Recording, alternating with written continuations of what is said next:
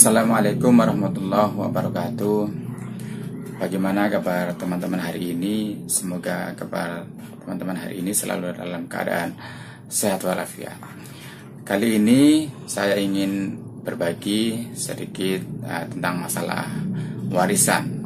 Yang sebelumnya beberapa hari yang lalu saya mengikuti suatu kajian tentang waris, di mana di situ dijelaskan ada 10 kesalahan masyarakat kita dalam pembagian waris atau dalam memberikan waris atau dalam memberikan warisan. Yang pertama, kesalahan yang pertama itu adalah tentang menyamakan bagian laki-laki dan perempuan itu sama. Jadi itu kesalahan pertama. Dalam Islam, pembagian warisan laki-laki adalah 2 bagian dan perempuan adalah 1 bagian. Kesalahan yang kedua adalah membagi harta warisan ketika masih hidup. Ini mungkin karena alasan tertentu, maka harta warisan dibagi ketika yang mempunyai harta warisan itu masih hidup. Padahal namanya warisan adalah harta yang ditinggalkan oleh orang yang meninggal dunia. Kesalahan yang ketiga adalah hibah waris. Hibah waris juga seperti itu, diberikannya secara hibah, tapi itu dihitung waris. Padahal beda antara hibah dan waris. Kesalahan yang keempat adalah harta bersama suami istri. Di dalam Islam tidak dikenal harta bersama suami istri. Jadi harta suami atau harta istri. Artinya ketika salah satu meninggal dunia yang mempunyai harta warisan, maka itu harus dibagi. Nah, kesalahan selama ini seolah-olah itu harta suami istri digabung, nanti yang akan dibagikan warisan. Kesalahan yang keenam adalah menunggu pasangan meninggal dunia.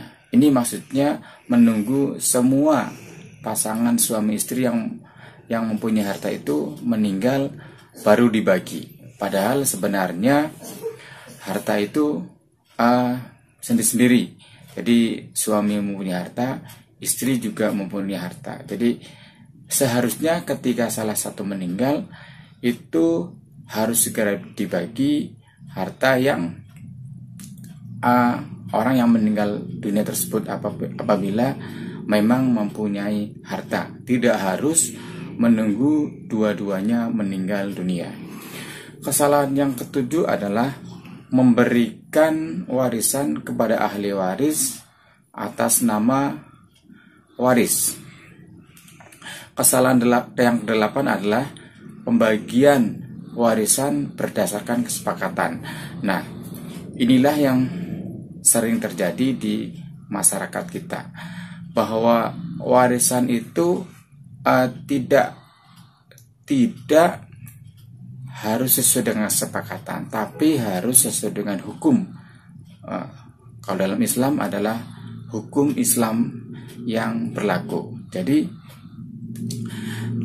tidak berdasarkan kesepakatan.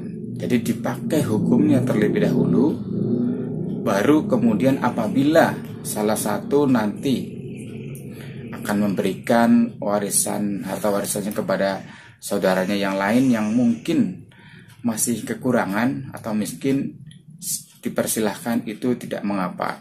Tetapi dalam pembagiannya harus sesuai dengan hukum yang terlebih dahulu, hukum yang berlaku.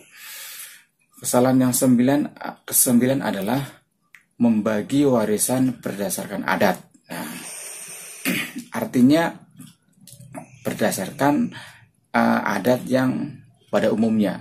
Nah, ini juga satu kesalahan, bahwa harta warisan harus dalam Islam harus dibagi secara Islam. Soalan yang ke-10 adalah adanya ahli waris pengganti.